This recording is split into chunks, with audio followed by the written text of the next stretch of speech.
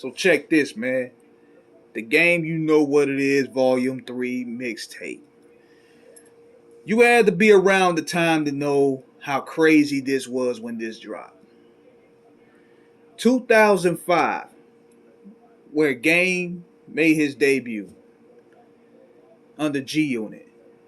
The documentary not only resurrected the West Coast, but it also gave new light to Compton. And it gave G Unit West Coast credibility. But somewhere down the line, the ego started going back and forth. Game started doing what he wanted to do. 50, being a control freak at the time, thought he could tell Game what to do, and it wasn't going to happen. So they eventually had a clash. And tensions was mounting, and there was concerns of another Biggie and Tupac issue because somebody had gotten shot outside of Hot 97 because of this. People got hurt. So being that Game was from the West and 50 was from the East, people were very tensified of something happening. So what they did, they did some staged truce, thinking it was gonna dead things.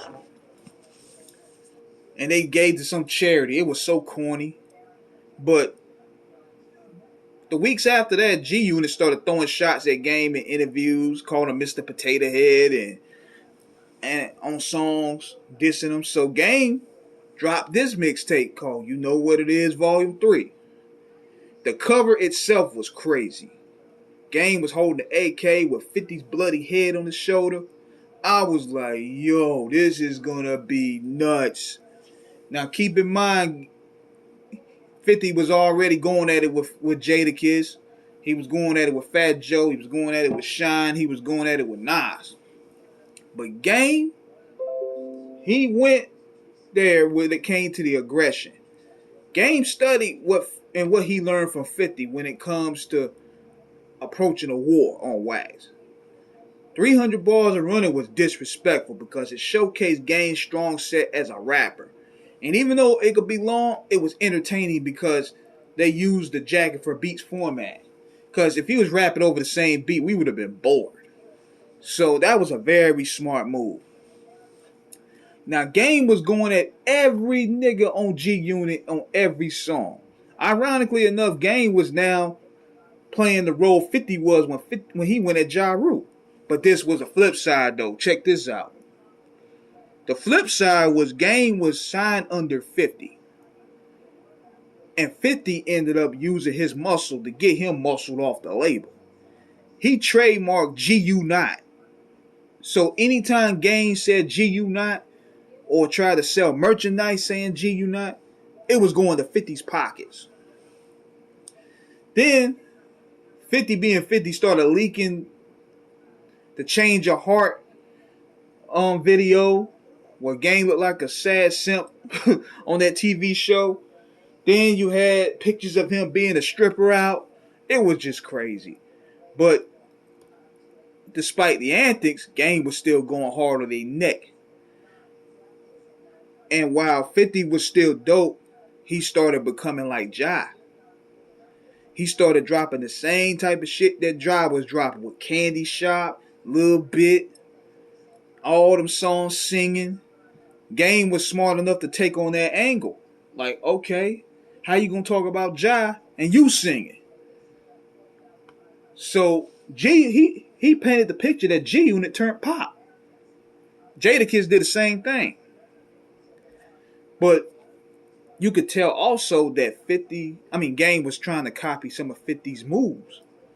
He introduced some young spitters, Eastwood from Death Row. Y'all boy, big shout out to my man Richie Evans, aka Juice, Clyde Carlson, Menace. He took my son from Def Jam. He tried to copy 50's moves. From the sneakers. You remember the Hurricane sneakers he tried to come out with? From the way they formatted their mixtapes. For the G Unit radio. He had Black Wall Street radio. The Black Wall Street chain that looked like a G Unit piece. Then he tried his hands at movies. He tried to pattern a lot of 50's moves. But going back to the music, man, it was just hilarious, man. He had skits going. at Olivia, claiming Olivia was a man, calling her Oliver. Then he was going hard at them on Play the Game, Poison Bandanas, the I'm a King remix with T.I. That whole tape was disrespectful. And he also wanted to showcase the new talent that he found as well, which was dope as well. Now, 50 would respond, but it wasn't responsible in a way where we expected him, because he went at Ja Rule's neck. He didn't really go like that on game. He basically sat back and let other people do the work. Now, he did say something. He didn't back down, but I guess he figured, I'm making money off this dude, so there's no need for me to really go back and sabotage the brand that I created. And then there's also a case of where there was some factuals involved with what 50 said about Game, because when it came to songwriting, you could tell that on the documentary of it, 50 penned a lot of those songs. And there's also a lot of songs that were supposed to be on the Massacre he gave to him. Especially songs like Special. That sounds like a 50 song right there. I mean, I could be bugging, but it was a dope mixtape either way, man. I mean, I wish Game would come back with that type of energy. And he still can do it when he's motivated.